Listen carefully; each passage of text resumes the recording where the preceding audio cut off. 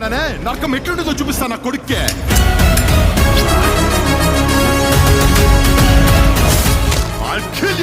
Korean Kanakara cinema కథ విషయానికి వస్తే గొప్పగా ఊహించుకొని ఎమోషనల్ అయ్యే స్టోరీ ఏమాత్రం కాదనే విషయం స్పష్టంగా తెలుస్తుంది. సినిమా మొదలైన అర్ధగంట వరకు ఎలాంటి ఉలుకు పలుకు లేకుండా రొటీన్ సీన్లు, క్యారెక్టర్లు ఎస్టాబ్లిష్మెంట్ కొనసాగడంతో సినిమా లాంగ్తో జోరుగా సాగుతుంది.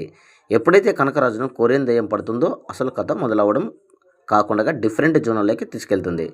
కొరియాలో జరిగే కథకు కనకరాజును కనెక్ట్ చేసి ఇంటర్వ్యూలు ఎపిసోడ్ను నడిపించిన విధానం ఫస్ట్ హాఫ్కు హైలైట్ మాత్రమే కాకుండా సెకండ్ హాఫ్పై అంచనాలు కూడా పెంచేసింది.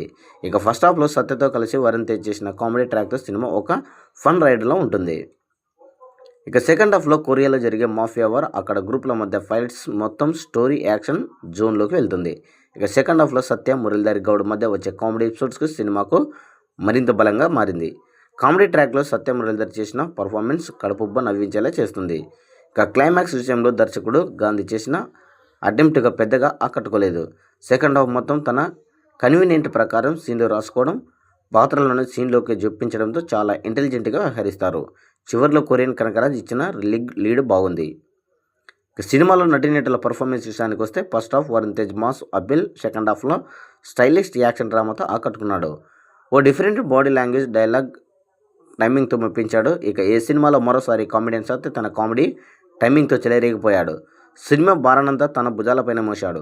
సినిమా మొత్తంతో ఎక్కువ స్పేస్తో సత్యాన్ని లాగేసుకున్నాడేలా చెప్పొచ్చు. ఇక మురళీధర్ గౌడ్ కూడా తన కామెడీ టైమింగ్తో అదరగొట్టాడు. రీతికా నాయక్ విషయానికి వస్తే గ్లామర్ పరంగా ఆకట్టుకున్నారు.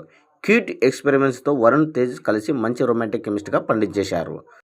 కొరియన్ కనకర సినిమా గురించి ఫైనల్గా చెప్పాలంటే టోటల్గా పూర్తి స్థాయి వినోదాత్మకమైన చిత్రం. ఫుల్ పైసా వసూల్ ఎంటర్టైనర్. సత్య, మురళీధర్ కామెడీ ట్రాక్ సినిమాకు స్పెషల్ అట్రాక్షన్. మిర్లపాటి గాంధీ ఫ్లెక్సిబుల్స్గా రాసుకొచ్చిన సీన్లు, డైలాగులు బాగున్నాయి. వరుణ్ తేజ్ను కొత్తగా చూడాలనుకునే వారికి మంచి థియేట్రికల్ ఎక్స్పీరియన్స్ అని చెప్పొచ్చు. ఈ వారంలో మంచి కామెడీ టైమింగ్, ఫన్ రైడ్ లాంటి సినిమాను చూడాలంటే కొరియన్ కనకరాజుని ఎంచుకోవచ్చు. మంచి అనుభూతితో థియేటర్ నుంచి బయటకు వచ్చే అంశాలు చాలా ఉన్నాయి. సో మొత్తానికి అయితే చూసుకుంటే సినిమా చాలా ఎక్స్ట్రాడినరీగా ఉంది అనేది అయితే రివ్యూలు అయితే ఇస్తున్నారు. మరి ఈ సినిమా మీరు చూసింటే మీ యొక్క అభిప్రాయం కామెంట్ సెక్షన్ తెలియజేయండి.